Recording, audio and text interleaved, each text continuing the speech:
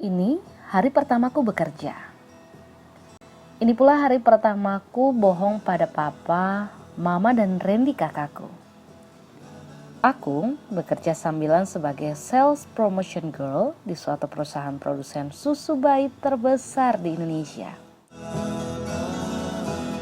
Sebulan lalu, aku lihat iklan lowongan di Kompas. Lalu, kukirim lamaran. Tak lama setelah itu, aku mendapat panggilan wawancara. Setelah menjalani 2 kali tes, aku diterima.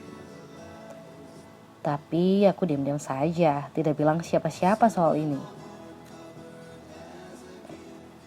Dan hari ini aku tidak kuliah. Padahal baru seminggu ini aku menginjak atmosfer universitas. Oh ya, umurku baru 18 tahun. Baru sebulan setengah lulus SMA. Sumpah mati, aku tidak suka belajar. Seandainya bisa memilih, lebih baik nih aku tidak usah kuliah saja. Tapi papa memaksa aku untuk menjadi manusia bergelar sarjana minimal strata 1 dengan nilai akademis tinggi. Menurut papa, perempuan harus cerdas untuk terlihat lebih cantik dan aku setuju sih. Tapi maaf papa, hari ini aku harus bohong. Kalau suatu saat aku membuat kesalahan, aku tak akan pernah menyesal karena aku pernah berbuat hal yang salah. Kalau aku tak pernah salah, mana mungkin aku bisa tahu mana yang benar.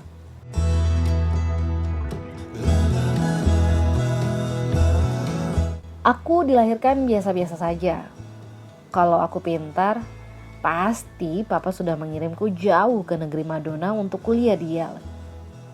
Dan kalau aku cantik, tentu mama sudah menyuruhku masuk sekolah model. Seperti yang umumnya dilakukan ibu-ibu yang ambisius. Karena anak mereka cantik, mereka menghalalkan segala cara supaya anak mereka itu bisa terkenal. Nothing special. Tapi aku cukup puas dengan apa yang kumiliki dan kudapati. Orang tuaku selalu mengingatkan aku supaya mensyukuri apa yang ada. Papa bilang, banyak sekali manusia yang tak pernah puas yang akhirnya terjerembab ketamakan sendiri. Aku ini anak kemarin sore. Setidaknya itulah yang dikatakan Randy, kakakku sematawayang. Saat ini aku belum punya pacar. Entah ya, bisa juga dibilang begitu. Satu-satunya pria yang dekat denganku selain kakek, papa, paman, dan Randy ya cuma Erik. Erik itu anak sahabat lama papa. Umurnya 21 seumuran Randy. Aku mengenal Erik dari kecil karena rumah kami hanya terpisah beberapa blok. Dia teman Randy main kelereng dan robot-robotan. Waktu kecil, Erik sering mengajakku ikutan main. Tapi ujung-ujungnya aku selalu berkelahi dengan Randy sampai aku menangis.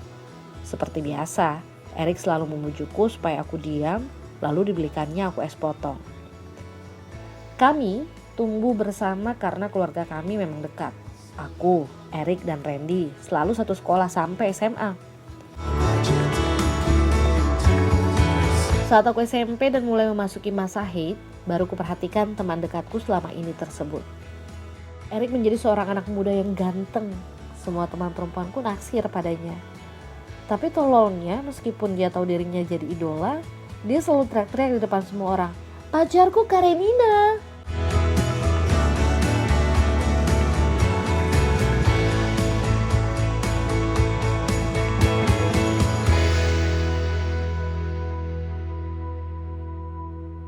Yang jelas, Erik itu baik dan penuh perhatian. Waktu aku berulang tahun ke-17, dia menghadiahiku boneka teddy bear yang sedang memeluk bantal berbentuk hati. Di bantal berwarna pink berbentuk hati itu ada tulisan namaku sendiri, Karenina.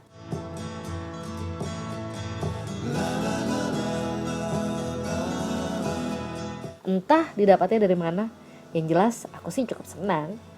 Setiap Valentine dia selalu memberiku coklat dan bunga. Suatu hari, aku pernah menguping obrolan Randy dan Erik. Erik bilang, Ren, adik kamu makin cantik. Kalau sudah besar dan aku sudah mapan, buat aku aja ya. Jangan kasih siapa-siapa. Randy cuma nyengir lalu berkata, bilang saja sama papaku. Setelah ketemu papa yang sedang mengelap kacamatanya, Erik menarik-narik lengan papa lalu berbisik. Papa cuma tertawa terbahak-bahak. Erik pun melongok.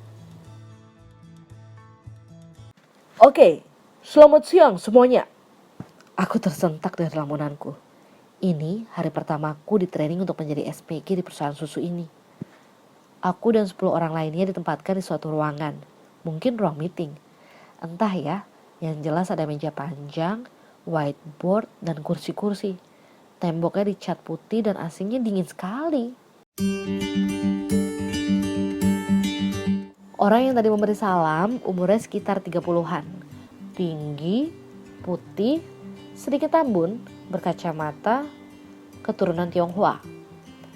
Dia supervisorku, namanya Pak Dani. Bicaranya lantang dan meyakinkan, seperti tukang obat di stasiun Tebet.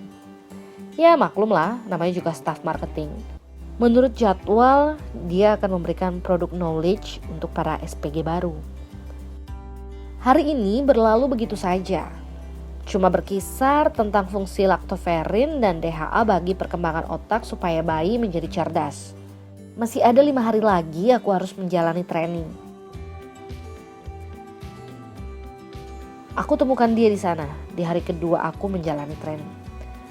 Namanya Emiliano dan aku harus menyapanya Pak Emiliano karena dia manajer area di perusahaan susu ini.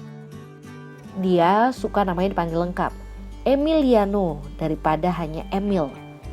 Katanya itu seperti nama perempuan. Dan dia tampan. Hatiku bergetar untuk pertama kalinya dalam hidupku. Ya Tuhan, aku ini kenapa? Aku tahu dia tampan, semua orang pun tahu. Terutama wanita-wanita yang selalu mencari alasan untuk berlama-lama berdekatan dengan dia.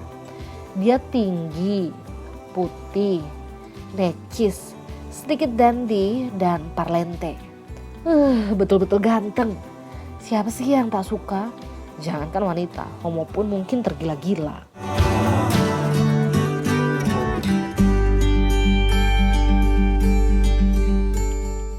Bibirnya tipis, seksi, hidungnya mancung, matanya coklat, tulang pipinya proporsional. Dan rahangnya seksi. Tangannya kokoh dan gaya bicaranya berwibawa. Tapi siapa yang sangka kalau ternyata Pak Emiliano yang gagah dan blasteran Amerika Jawa itu umurnya 42. Seumur mama. Dasar pria tampan. Semua orang, terutama wanita di kantor ini membicarakannya dibumbui gosip-gosip tidak jelas. Bayangkan. Baru 2 hari aku menginjakkan kaki di kantor ini, aku sudah mendengar segala bisik-bisik tentang dia. Biasalah dari para wanita, ya resepsionis, bagian administrasi, keuangan dan lainnya. Julukannya Duren alias Duda Keren. Kabarnya dia memang sudah 4 tahun menduda, cerai dengan 2 anak. Tapi menurut kabar lagi, dia masih punya hubungan baik dengan mantan istrinya. Mungkin karena mantan istrinya punya hak perwalian penuh atas kedua anaknya. Sejenak menatap Emiliano, aku sudah tahu dia begitu sempurna. Nilainya nyaris A+, bahkan terlalu sempurna. Sehingga timbul suatu kejanggalan, tapi justru membuatku penasaran. Menurut sekretarisnya, aku menyapanya Mbak Novita. Minimal 10 wanita sehari yang menelpon mencari Emiliano. Terus terang, aku suka. Dia murah senyum dan ramah terhadap siapa saja. Saat aku terkesima, Karenina. Emiliano menyebut namaku. Aku tersentak. Ya Pak. Aku gugup. Emiliano tersenyum. Well, what a wonderful name. Namanya secantik orangnya. Puji Emiliano. Hebat. Baru kali ini mukaku menjadi merah dipuji orang. Padahal mungkin itu sekadar pujian gombal dan basa-basi.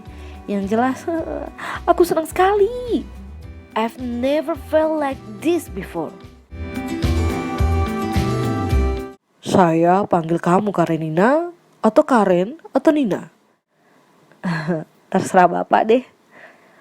Oke, Karenina mungkin lebih indah.